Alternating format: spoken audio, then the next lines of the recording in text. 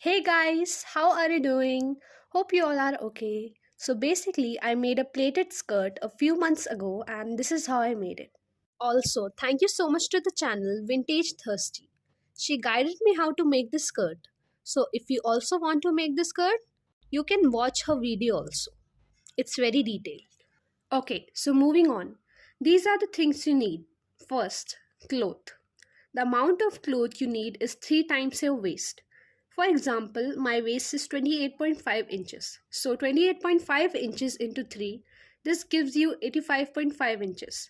And you also need cloth for seam allowance and waistband. Next, what you need is matching thread reel, sewing needles, inch tape, steel paper clips, sewing pins, safety pins, chalk, doctor tape, a pair of scissors, paper weights, and hook and eye. You can use a sewing machine too for this, but I did it all by my hand. Before starting, you also need some bodily measurements, that is your waist, hips, and the distance between them. So, this is the fabric that I bought. I marked all the points for seam allowance waistband with the chalk. The orange line you see on the screen is the desired length I wanted for the skirt plus the seam allowance. After cutting the fabric along the orange line, I marked all the pleats. In order to know the individual pleat length, we need to divide the waist length by the number of pleats. Basically, your waist length by the number of pleats you want. After that, I folded and sewed the length of the skirt 2 times. The first and the third pleat join together and this continues.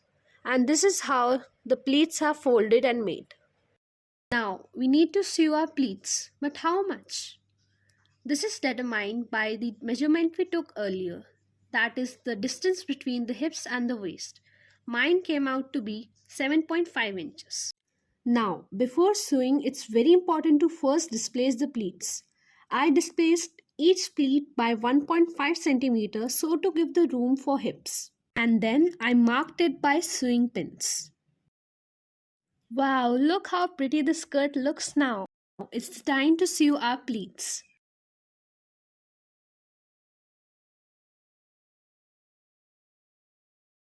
Finally, we are going to attach the zip now. But there was a problem. The zip was too long, so I had an idea to fix this.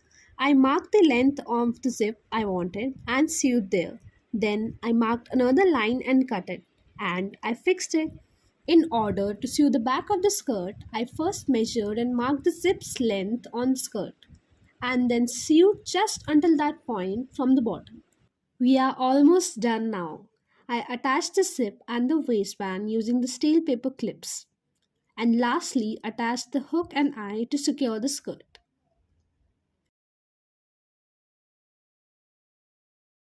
And the skirt is ready.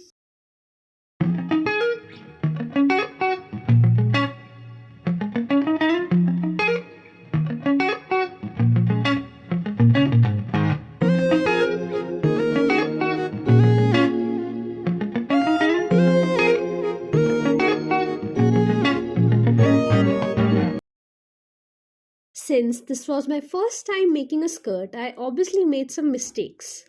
Firstly, I sewed the pleats a little too much even though my calculation came out to be 7.5 inches and it was correct. But it's better to sew between 4 to 6 inches and not more than that. Since sewing too much will make your skirt a little too tight and high-waisted and I didn't want that. So I had to undo a little sewing.